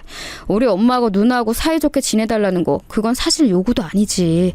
당신이 알아서 잘해줘야 하는 영역이지. 아무튼 당신의 태도가 근본적으로 문제야. 연애할 때는 남편이 생각하고 행동하는 게 군더더기 없고 깔끔한 사람이라고 여겼었습니다. 그렇게 여겼던 제 머리를 한 대 세게 치고만 싶었어요. 콩깍지가 벗겨질수록 남편은 제가 원하던 이상적인 배우자와는 거리가 먼 게 보이고 있었죠. 그래도 제가 한 결혼을 스스로 책임진다는 각오로 버텼습니다. 시어머니의 빗발치는 연락은 반 정도만 받으면서 절충을 했고요. 시누이의 이상한 발언들은 한 귀로 듣고 한 귀로 흘렀습니다. 제 나름 노력과 적응을 한 거였죠. 남편과 행복하게 살 수 있는 방법, 부부로서 나아가야 할 길, 이게 뭔지 고민을 항상 하면서 지냈습니다. 어떻게든 잘 살아보고 싶었어요. 경제권을 가지고 있는 남편이 벌인 만행을 알기 전까지는 그랬죠. 결혼하고 나서 3개월이 지났을 때부터 저희 부부는 협의하에 양가의 용돈을 드리기로 했어요. 그때 남편이 그랬습니다. 이제 열심히 모으고 미래를 대비하며 살아야 하니까 아직은 10만 원만 드리는 것으로 족한 것 같다고요. 저도 동의를 했어요. 사실 제 친정 부모님께서는 액수가 중요한 게 아니니까요. 20만 원이나 10만 원이 상관없이 그저 성의 문제를 보실 분들이었습니다. 제가 흔쾌히 동의를 해준 것이 고맙다고 말했던 남편이었습니다. 그 웃는 얼굴을 보며 저는 생각했었죠. 결혼하고 보니 무척이나 계산적이었던 이 남자가 양가 부모님께 용돈 드리는 문제는 차질 없이 안 빼먹고 다달이 잘 해낼 것이라고요. 믿고 맡겼던 것 같아요. 그런데 정말 우연히 어느 날 저희 부부가 공용으로 돈을 모으는 생활비 카드, 그것과 연결된 통장을 일찍 퇴근한 날에 방 청소를 하다가 서랍에서 발견한 거예요. 그걸 봐뒀다가 문득 궁금해져서 그 통장을 출근할 때 챙겨가서 점심시간에 은행에 간 뒤 한번 찍어보았습니다. 통장 정리를 해본 것이죠. 그랬다가 기절하는 줄 알았어요. 다달이 10만 원, 제 친정 부모님께 잘 가고 있었는데요. 웬 100만 원이라는 숫자가 다달이 빠져나가고 있었는데 이건 시부모님께 가고 있었던 겁니다. 그걸 보자마자 통장을 쥔 손이 주체할 수 없을 정도로 떨려왔죠. 남편한테 메시지를 보내서 혹시 나한테 숨기는 거 있냐고 물었더니 그런 거 없다고 딱 잘라서 답장을 하더군요. 기가 찼습니다. 애써 꾹 눌러 참았다가 저녁이 되어서 남편을 보자마자 따졌어요. 제가 통장을 내밀었더니 상황 파악이 된 남편이 한숨을 내쉬었죠. 당신 뭐야? 왜 아버님 어머님한테는 다달이 100만 원을 드렸어? 두 분이 대체 100만 원이나 쓰실 일이 뭐가 있는데? 왜 그렇게 흥분해? 노인네들은 100만 원 쓸 것도 없다. 뭐 이렇게 생각하는 거야? 너무 어이없는 생각이네. 없어서 못 쓰는 거지. 있으면 다 쓰게 되어 있어. 부족한 것보다는 늘 어느 정도 수중에 여유가 있는 게 낫지. 어련히 우리 부모님께서 알아서 잘 쓰시고 남는 걸 저축하실 텐데 굳이 따져 묻지 마. 진정 좀 해. 지금 내가 흥분을 안 하게 생겼어? 무슨 진정을 하라는 거야? 두 분께 100만 원을 드린 것 자체가 문제라는 게 아니잖아. 나한테 한마디 상의도 없이 멋대로 이랬다는 게 우선 나는 너무 속상한 일이라고 생각해. 속상할 수 있지. 그래, 그건 나도 이해할게. 근데 내가 당신한테 우리 부모님 용돈 100만 원 드릴 거라고 말을 하는 배려를 베풀 수는 있지만 그걸 의무적으로 할 이유는 어디에도 없어. 이유가 없다니? 나 갑자기 지금 좀 머리가 아파지려고 하네? 당신 지금 무슨 소리를 하는 거야? 다달이 현금 100만 원이나 고정 지출로 나가고 있는데 당연히 말을 해줘야지. 그걸 의무가 없다느니 이유가 없다느니. 지금 본인이 너무 치사한 헛소리를 하고 있다는 거 혹시 알고 있어? 제가 신랄하게 지적했더니 남편이 뜨끔하기라도 한 것인지 낯빛에 곤란함이 어리더군요. 사실 저는 이미 머리뚜껑이 열리고도 남은 참이었습니다만 초인적인 인내심으로 악다구니 쓰고 난리치고 싶은 거 참는 중이었어요. 남편이 어디 얼마나 그럴싸한 변명을 늘어놓는지 한번 들어주고 싶었기 때문이지요. 하지만 남편은 곤란하다는 표정으로 입술을 한번 꽉 깨물더니 더한 헛소리만 늘어놓을 뿐이었습니다. 내가 정말로 치사하게 나와볼까? 그래 볼까? 당신 나보다 돈 적게 벌잖아. 우리 부모님 용돈 100만 원? 그거 내가 버는 것에서 충분히 다 드리고도 남아. 당신이 딱 최저시급 수준의 월급 받으면서 미래 전망이 어두운 단순 사무직 다닐 때 나는 앞으로가 보장된 탄탄한 직장 다니면서 그 안에서 전쟁을 치러가면서 당신보다 훨씬 더 많은 월급 받고 있어. 단순히 수치로 봐도 내가 월등하지만 일하는 업무 강도, 앞으로의 전망 이런 것까지 다 따져보자면 당신은 나하고 비교조차 안 돼. 비교를 하는 것 자체가 나에게는 너무 굴욕적인 일이야. 이런 마당인데 내가 당신한테 우리 부모님 용돈 드리는 걸 꼬박꼬박 말을 했어야 했다고? 허락이라도 맞듯이? 나는 그건 아니라고 봐. 와, 당신 정말 치사한 걸 넘어서서 치졸하다. 그런 걸로 조목조목 따지고 싶은 생각이 잘도 들었어? 계산기 두드려 보니까 돈 잘 못 벌고 집안 배경 탄탄하지 못한 나랑 결혼해서 사는 게 암만 해도 당신이 손해인 것 같아서 부모 용돈이라도 이렇게 손해를 채우려고 한 거니? 그러면서 왜 네 부모한테 하는 효도는 나한테 강요했니? 그건 계산으로 안 치나 봐? 계산으로 쳐졌으면 나도 내가 버는 월급보다 훨씬 많은 가치가 있는 사람인데? 네 부모라니? 말 조심해. 너한테 겨우 그 정도 취급 받으실 분들 아니야. 남편이 늘어놓은 헛소리 중에서 저에게 가장 큰 타격을 입힌 게 바로 그거였어요. 자기 부모는 그 정도 취급받을 사람들 아니라는 거요. 자연스레 제 친정 부모님으로 연결이 되었거든요. 저는 그 순간 느꼈습니다. 지금 이 감정적인 싸움이 단순히 싸움으로 끝날 게 아니라 결혼 생활의 종지부를 찍는 결정적인 계기가 되고야 말 것이라고요. 그걸 느끼자마자 제가 웃으면서 남편을 향해 말해주었죠. 그럼 우리 부모님은 어떤 취급을 받으실 분들이라고 생각해? 당신 말도 없이 자기 부모한테는 월 100만 원 용돈 붙이고 있었으면서 자기 처가에는 꼴랑 월 10만 원 용돈 드린 거 그거 어떻게 생각해? 10배의 차이야. 나는 당신이 나한테 아무 말도 없이 돈 100만 원을 멋대로 용돈으로 쓰고 있었다는 것보다 우리 부모님께는 그대로 10만 원만 드리고 있었다는 게 화가 나다 못해서 어이가 없고 그냥 막 웃을 지경이야. 이 상황이 너무 웃겨. 그러니까 뭐라고 제대로 답변 좀 해봐. 우리 부모님은 대체 어떤 취급을 받으실 분들이어서 월 10만 원만 드리고 땡친 거니? 기어이 나를 또 치사하고 치졸한 사람으로 몰아가시려고? 그래, 장단 맞춰줄게. 굳이 돌려서 말할 필요가 없으니까 내가 한 번만 정확히 말해줄 테니까 잘 들어. 너희 부모하고 우리 부모님은 같지 않아. 애초에 급이 다른데 어떻게 동일선상에 놓을 수가 있냐? 이건 한쪽이 내 친부모님이고 한쪽은 그렇지 않다는 사실과는 별개로 완전히 급 차이가 나기 때문에 어쩔 수 없는 문제야. 100만 원 받으실 자격이 있는 분들과 10만 원 받으시고도 만족하셔야 하는 분들의 차이인 거지. 살면서 이 정도의 궤변을 들어본 일이 없었습니다. 그리고 남은 평생에서도 들어볼 일이 없을 것만 같았어요. 저는 남편이 저를 향해서 작게 혀까지 쯧쯧하면서 말을 맺는 것에 진짜 머리가 꼭지가 돌아서 폭발해버렸습니다. 너 지금 급이라고 그랬어? 이거 완전히 생각하는 게 싸구려인 놈이네? 뭐라고? 싸구려? 싸구려인 놈? 말 조심해. 화가 났다고 해서 아무 막말이나 뱉어도 되는 건 아니야. 뱉는다고 다 말이 되는 것도 아니고. 나한테 훈계하지 마. 나하고 급도 안 맞는 주제에 어디서 훈계질이야? 우리 부모님 말씀이 맞았어. 우리 부모님이 옳았어. 너 같은 거 딱 봐도 저급한 놈이라고, 절대 결혼할 상대로는 아니라고 그러셨었는데 내가 어리석어서 그 말씀을 듣지 않았어. 내 잘못이지. 부모님 말씀을 잘 새겨듣고 급이 맞는 상대하고 결혼을 했어야 했는데 내 발등을 내가 찍었으니 정말 사무치게 후회하는 수밖에 없네. 꼭 너처럼 가진 것도 애매하게 없는 것들이 오만 있는 척은 다 하면서 꼴값을 떨더라? 야, 진짜로 많이 가지고 있는 사람들은 허세 떨지도 않고 굳이 작은 것에 생색내지도 않아. 진짜 부자인데 그 사실을 쉽게 드러내지 않고 사시는 우리 부모님처럼 말이야. 제 이야기를 듣는 동안 코웃음을 치던 남편은 마지막 대목에서 갑자기 표정을 싹 굳혔습니다. 자기가 잘못 들었나 하는 눈빛을 하더라고요. 그래서 제가 농담 아니고 진담이라는 뜻으로 어깨를 으쓱해줬죠. 그랬더니 점점 혼란스러운 얼굴이 되더군요. 갑자기 무슨 말도 안 되는 이야기를 하고 있어? 설마 네 집안이 사실은 잘 살기라도 한다는 뭐 그런 말은 아니지? 에이, 그건 말도 안 되지.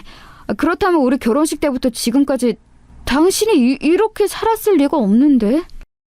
이렇게 사는 게 뭔데? 아, 남들 다 하는 가장 평범하게 널린 예식장에서 결혼식 올린 거? 자가 아니고 전세로 신혼생활 시작한 거? 돈을 더 못 번다는 이유로 남편에게 경제권 넘겨준 아내로 사는 거? 시댁의 이모저모에 시달리며 스트레스 받고 구질구질하게 지내는 거? 왜? 내가 이렇게 살았기 때문에 우리 집이 부자라는 게 안 믿겨? 까불지 마. 네가 믿든 안 믿든 네가 감히 넘볼 수 없고 상상할 수도 없을 만큼 우리 집 잘 살아. 네가 그리 잘나셨다고 주장하는 네 부모보다 우리 부모님이 100배 1000배는 더 잘나셨어. 말 그대로 급이 달라. 구두쇠처럼 사신다고 해서 겸손한 나머지 남들에게 당신들의 재산을 감추고 사신다고 해서 너한테 절대 우습게 보이실 이유가 없는 분들이야. 스스로 느끼기에도 그 순간에는 말이 정말 잘 나갔던 듯 싶어요. 어쩌면 이런 순간을 맞이하기 전에도 제 안에는 그런 말들이 내도로 담겨있던 것일지도 모르겠어요. 그러니까 한 번의 버벅거림 없이 망설임 없이 말이 훅훅 나갔겠지요. 제가 거짓을 말하고 있지 않다는 걸 알아챈 남편은 놀라서 기절하기 일보 직전이었습니다. 저는 그런 남편에게 우선은 급한 대로 제 휴대폰에 있는 사진들로 증거를 보여줬네요. 의리의리한 집에서 살고 있는 언니 부부, 오빠 부부, 그리고 친정 부모님께서 소유하고 계신 건물에 임대인 문제 때문에 들르셨을 때 찍은 사진 같은 것들 보여주는 동안 남편은 손을 덜덜 떨면서도 침묵을 지켰고, 저는 왜 진작 친정 집안이 든든한 재력을 지니고 있다는 걸 밝히지 않았는지 그 이유를 알려주었습니다. 친정 부모님께서 워낙 겸손하시고 경계심이 많으시다는 것, 남편이 결혼하면서 저에게 집안 얘기를 물어본 적 없다는 것, 이런 이유들도 당연히 있었겠지만 이런 순간을 맞이했으니 저는 이런 이유를 대표적으로 들고 싶었습니다. 바로 이렇게 될까봐 진작 안 밝혔던 거야. 이렇게 이기적이고 치사하고 자기 밥그릇만 챙길 줄 아는 그런 놈이라는 게 결국 드러날까봐. 그게 걱정돼서 우리 집이 어떤 집인지 안 밝혔어. 너의 진면목을 보고 싶었던 건데 설마 이렇게까지 바닥일 줄은 몰랐지. 잠깐만, 내가 너무 혼란스러워서 할 말을 잃었었는데 이제 생각이 정리가 됐어. 그러니까 당신이 여태 나를 고의적으로 속인 거 맞지? 처가 식구들도 모두 한통속이고 사람 하나를 바보 말듯하니 정말 심성이 못됐다. 내가 엄청 피해를 본 셈이네. 집안이 그렇게 부자인 거 안 밝혔으니까 나는 이거 사기 결혼을 당한 거나 마찬가지야. 그렇지만 내가 너그러이 넘어가 줄게. 이러면 이제 우리 서로 공평한 거지? 서로 한 번씩 잘못한 거니까 공평하게 넘어가면 되는 거지? 무슨 공평 같은 단어를 들먹여? 미쳤어? 사기 결혼? 그건 내가 할 소리야. 이거 왜 이래? 그동안 나를 보면서 얼마나 속으로 비웃었을까. 당신 정말 우명한 여자다. 속에 눈구렁이라도 품고 있나 보네. 당신은 남자의 자존심을 마구고 짓밟은 거야. 아니, 인간의 존엄성을 파괴한 거야. 내가 이런 수치심을 이겨내고서 당신이 나를 농락한 거 그냥 넘어가 주겠다고 하는데도 반응이 왜 이래? 헛소리를 자꾸 늘어놓으니까 내가 반응을 이렇게 할 수밖에 없지. 아, 그래, 다 그냥 내 잘못이라고 치자. 내 잘못이고 미안해. 됐지? 그럼 이제 우리 갈라서자. 깔끔하게 이혼하자고. 내가 지금 원하는 건 이거야. 이혼이라는 말을 듣자마자 남편이 엄청 씩씩거리더라고요. 자기 처가의 진짜 급을 알게 되었으니 어떻게든 저를 회유해야 될 상황이었는데 제가 단호하게 이혼을 들먹이니까 낭패다 싶었겠죠. 저는 그런 남편에게 설마 이혼하기 싫어서 구질구질하게 매달릴 생각하는 건 아니길 바란다며 일부러 그런 식으로 말을 했습니다. 이혼으로 유도하기 위해서였죠. 코웃음 치면서 강한 척하던 남편은 이튿날 결국 저에게 정식으로 사과를 해봤습니다. 암만 해도 계산기를 두드려 보니까 저하고 헤어지면 본인 손해인 것 같아나 보더라고요. 미안하다. 내가 네 입장에서도 생각하고 이해를 해줬어야 했는데 그러질 못했네. 네가 나한테 잘못을 하긴 했지만 내가 한 번쯤은 눈 감아줬어야 했던 부분인데 내 생각에 짧았어. 남자답지 못했어. 정말 미안해. 용서해주라. 돈줄 놓치기 싫어서 울며 겨자 먹기로 자세 낮추는 것 같아서 그게 너무 티나서 기분이 별로야. 나에 대한 애정이나 결혼 생활에 대한 진지함, 미래 계획 이런 것들이 당신에게서 보이지가 않아. 만약에 내 친정이 부자가 아니었어도 당신이 지금 곧장 나에게 저 자세로 나왔을까? 사람이니까 어쩔 수 없어. 원래 사람은 다 돈 따라가게 되어 있는 거야. 이런 나를 속물이라고 하지 마. 본능이고 당연한 거야. 근데 내 생각은 이래. 어차피 다 속물일 거라면 이왕이면 나를 진심으로 사랑해주기까지 하는 속물을 만나고 싶어. 내가 사랑하는 속물을 만나고 싶다고. 나는 당신에게 마음이 식었고 당신은 이미 나를 나 자체로 보는 게 아니라 돈줄로 보고 있는 것 같아. 이게 무슨 결혼한 지 얼마 안 된 부부의 모습이야? 한창 깨를 볶아야 할 때인데 우리는 계산기만 두드리고 있어. 이건 우리가 인연이 아니라는 증거 같아. 제가 차분하게 뜻을 전달하자 남편은 차마 반박하지 못하고 입을 다물었습니다. 표정 보니까 상당히 분한 듯 보였어요. 그러더니 시어머니 방패를 금세 꺼내들더군요. 시어머니께 연락을 받았어요. 우리 아들이 너한테 말을 잘 좀 하라고 뭐 그러던데? 나는 뭔 일인지는 모르겠고 네가 잘못했다고 하여간에 그냥 싹싹 빌어라. 여자가 너무 드세게 굴어도 못 써. 자기 서방의 길을 죽여놓고 잘 사는 여자 내가 평생 못 봤다. 아유, 그런 여자는 꼭 밖에서 사고를 쳐도 치고 살더라고. 그러니까 너도 우리 아들한테 나긋나긋하게 굴어. 싸우지 말고. 와, 진짜 듣기 싫더라고요. 들을 가치를 못 느꼈어요. 그래서 그냥 죄송하다고 말씀드린 뒤 전화를 끊었습니다. 그랬더니 시누이가 찾아왔어요. 자기 애를 데리고 말입니다. 그러면서 하는 말이 조카 얼굴을 봐서라도 제가 너그럽게 넘어가 줬으면 좋겠다고 그랬어요. 어린 조카를 생각해서 마음 좀 곱게 쓰라고 하더군요. 그 말 듣고 어이가 없어서 제가 그랬습니다. 친조카도 아니고 시조카인데 제가 굳이 그래야 하나요? 저하고는 피 한 방울 안 섞였는데요. 왜 그렇게 말을 냉정하게 해? 앞에 시자 붙었다고 해서 남 취급이야? 옳게. 우리는 남이 아니야. 가족이야. 그러더니 한참 제 앞에서 설교를 시작했습니다. 우리가 남이 아니라 가족인 이유, 남보다 가족이 나은 이유, 이런 내용들이요.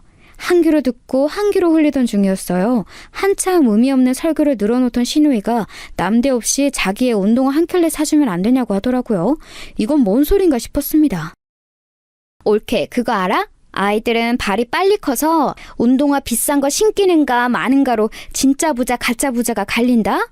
이런 거에 돈 쓰는 게 진짜 부자인 거야. 그런데 우리 애는 옳게도 보다시피 좋은 신발을 못 신기고 있거든. 그래서일까? 우리 애가 어린이집에 가서 자꾸 기가 죽는 거 있지? 형님, 애가 무슨 그런 걸로 기가 죽어요? 애가 기 죽은 게 아니라 애 엄마가 혼자 그런 걸 신경 쓰는 게 아닐까요? 옳게, 내 말을 더 들어봐. 다른 건 몰라도 운동화에 돈 쓰는 거 솔직히 아깝기는 하더라고. 내가 그 정도 배포는 안 되더라. 그래서 나는 옳게가 내 동생하고 이혼을 하더라도 우리의 운동화는 기념으로 한 켤레 좀 사주고 떠나시면 좋겠어. 그러더니 시누이가 저한테 휴대폰 메시지로 웬 인터넷 사이트 판매 주소를 보냈어요. 얼떨결에 눌러봤다가 제가 화들짝 놀라고 말았죠. 시누이가 원하는 신발은 나이키라든지 이런 스포츠 브랜드가 아니라 명품이었습니다. 그래서 언감생심 구매할 엄두도 못 냈던 것이죠. 진짜 어이가 없었습니다. 자기 동생 부부가 이혼한 해 만에 이러고 있는데 자기의 명품 운동화를 얻어내려고 혈안이 돼 있더라고요. 이게 제정신인가 싶었네요. 새삼 신우의 정신 상태가 너무 독특한 것 같았어요.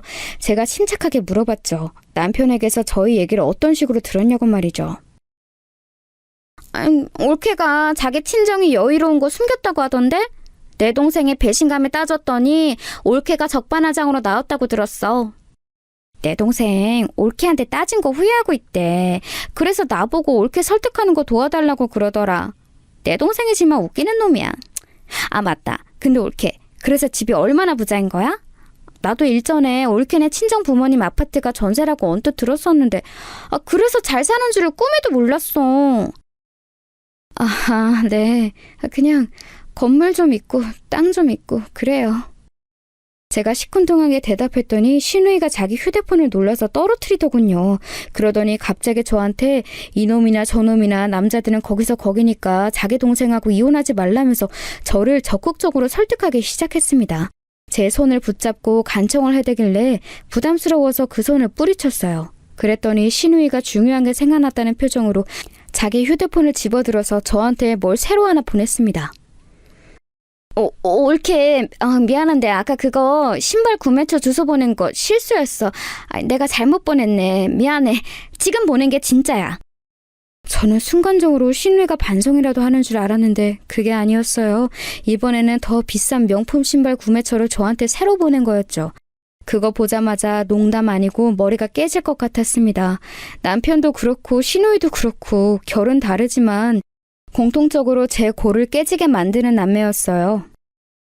형님, 아직 학교도 안 들어간 애가 무슨 루이비통 신발이에요. 이게 맞는 거예요? 저는 성인이 되기 전까지 단 한 번도 명품이라는 걸 몸에 대본 역사가 없어요.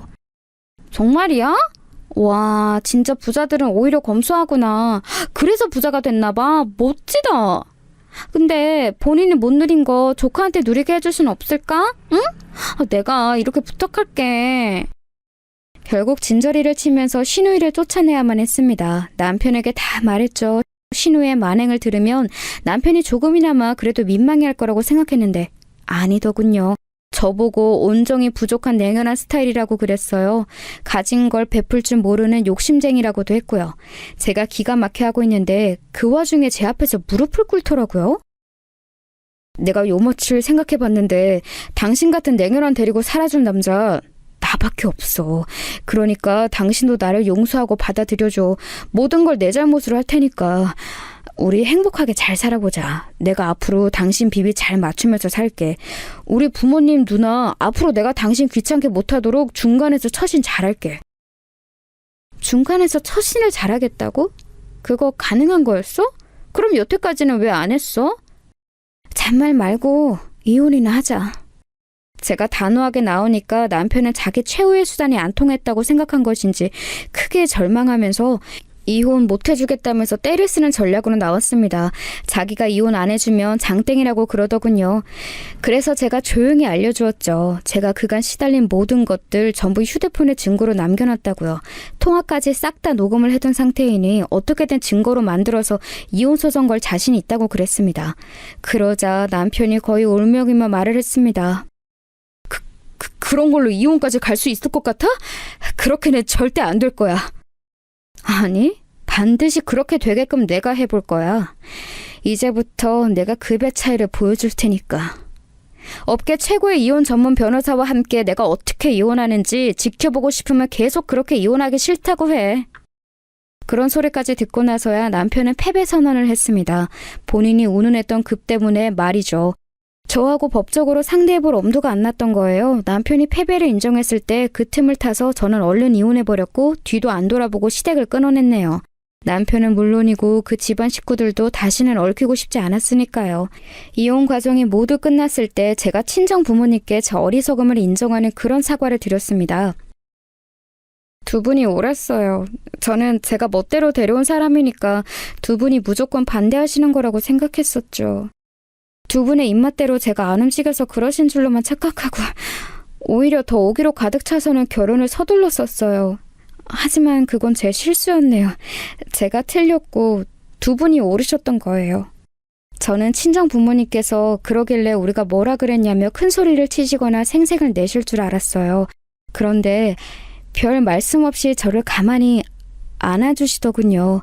그제서야 저는 저를 낳아주고 길러주신 부모님을 제가 제대로 알지 못하고 살아왔다는 생각이 들었습니다. 그 후로 진심으로 마음을 열고 친정 부모님을 대했던 것 같아요. 몇 달 뒤에는 외국으로 떠났습니다. 새언니가 저번에 외국 여행을 권했는데 솔깃하더라고요. 그래서 외국으로 떠날 준비를 하는 동안 저는 주변에다가 말을 잘 퍼뜨렸어요. 전 남편이 알고 보니 이상한 놈이어서 결혼 생활 내내 시달리다가 간신히 이혼을 한 뒤 정신적 충격 때문에 외국으로 잠시 떠나게 되었다고. 이런 식으로 말을 했었네요. 제가 그렇게 군 이유가 있었어요. 안 그러면 전 남편 그놈이 자기한테만 유리한 말을 어떻게든 지어내고 꾸며내서 소문을 낼 수 있었으니까요. 그러고도 남을 작자라는 게 이혼을 하고 나니까 오롯이 보이더군요. 아니나 다를까 나중에 들은 후문이었지만 전 남편은 제가 외국으로 간 것을 뒤늦게 알고는 주변에다가 제 소문을 안 좋게 내려고 애를 썼었대요. 하지만 제가 이미 말을 다 퍼뜨린 뒤였기 때문에 그게 통하지 않았고 오히려 전 남편만 진짜로 이상한 놈이라는 평가를 받게 되었습니다. 스스로 자초한 것이라고 생각하고 있네요. 저는 호주로 떠났었는데요. 영어가 유창하지는 못해서 간단한 사무보조 업무만 하면서 지냈어요. 자연과 벗삼아서 여가 시간을 즐겼고요. 세상이 참 넓더라고요. 솔직히 말하자면 나는 우리 부모님이 구두쇠처럼 구시는 게 싫기도 했고 이해도 안 됐지만 한편으로는 우리 집은 부자니까 나는 여차하면 믿는 구석이 있는 사람이라고 이런 생각을 하며 살아왔던 것 같네.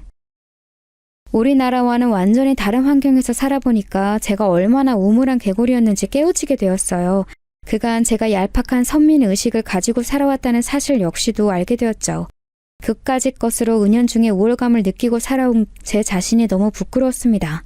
다양한 삶의 모습을 보면서 많은 걸 느끼고 배웠네요. 지날 만큼 지내다가 다시 한국행 비행기에 오르게 되었는데요. 제 귀국 소식을 접한 친구 한 명이 저에게 전 남편 이야기를 해주었어요. 알고 보니 전 남편이 저하고 이혼한 뒤 1년을 채우기 직전에 재혼을 했었다지 뭔가요? 여자 쪽이 임신을 하는 바람에 서둘러서 결혼을 했었다던데 여자가 키도 좀 크고 예쁘장했대요. 그리고 들리는 이야기로는 그 여자를 전 시누이가 전 남편에게 소개시켜준 것이라고 그랬습니다. 인터넷에 명품 동호회라나 뭐라나 하는 곳에서 전 시누이가 그 여자를 처음 알게 됐었다네요. 그런데 결국 그 여자가 대략 꽃뱀인 것으로 밝혀졌다고 합니다. 명품을 두르는 잘 사는 집 여자인 줄 알았는데 알고 봤더니 집에 빚만 많았더래요. 그래서 전 남편이 개고생을 했다고 합니다.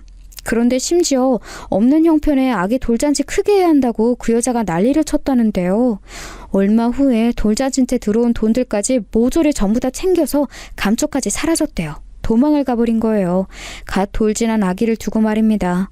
알고 봤더니 상견례장이나 결혼식장, 돌잔치 행사장에 나타났던 그 여자의 부모는 아르바이트로 고용된 대역이었다네요.